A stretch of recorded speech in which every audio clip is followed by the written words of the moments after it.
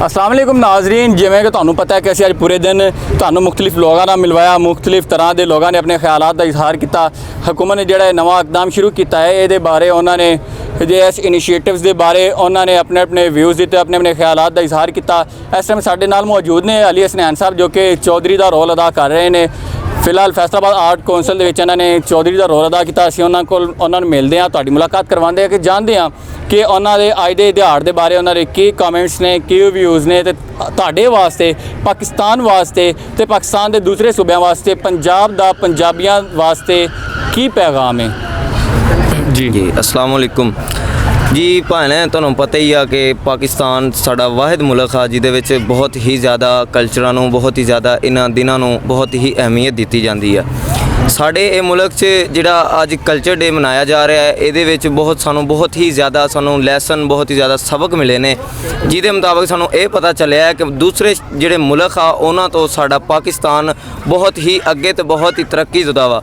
माशाअल्लाह सानूं अज आसी जो कुछ कर रहे हैं साडे इन्हां दी जी, जिस तरह के दूसरे सारे सूबे भी मनाया जाता है कल्चर डे, तो इसी तरह साडे पंजाब सोहनी धरती पंजाब दे विच भी कल्चर डे का किया गया स्टार्ट। तो इंशाल्लाह सानू बहुत ज़्यादा उम्मीद है हुकूमत की तरफों भी सानू बहुत ज़्यादा हेल्प मिलेगी। तो असी नैक्सट टाइम इंशाल्लाह इस तो भी ज़्यादा कोशिश करांगे कि सैटअप लाइए, तो अपने जिहड़ा पंजाब साडा है उहदे च जिहड़े अपने हत्थ दे नाल तैयार किए गए कारोबार, अपने देहात दे विच तैयार की गई चीज़ां वो असी उजागर करिए, लोगों को दिखाइए कि की साडा पंजाब है तो की साडे पंजाब विच हो रहा है। भाई जी नाजरीन, साडे नाल एक होर साथी मौजूद ने, फजल अब्बास जिन्हां दा नाम है, वह भी चौधरी साहब दे नाल इस वक्त बैठे ने। तो असीं उन्हां कोल पुछने कि इस हवाले नाल उन्हां दा की सुनेहा है तुहाडे वास्ते, तुहाडे लोकां वास्ते, ते आवाम वास्ते, ते साडे प्यारे प्यारे वेखण वाले नाजरीन वास्ते। जी सब तो पहले फैडरक वफाक का मैं बहुत ज़्यादा शुक्रगुजार हाँ कि उन्हें साढ़े वास्ते मौका जनरेट किया, तो पंजाब की सकाफत को उजागर करने वास्ते हर मुमकिन इकदाम किए। उस तो अलावा कि जो सूबे पंजाब की सकाफत आ, बाकी तीनों जो सूबे हैं उन्होंने नाल डिफरेंट आ, ये साड़ी बड़ी पुरानी सकाफत भी आउंदियां वा, तो असीं बहुत ज़्यादा इंजॉय करते हैं। बेशक बहुत शुक्रिया।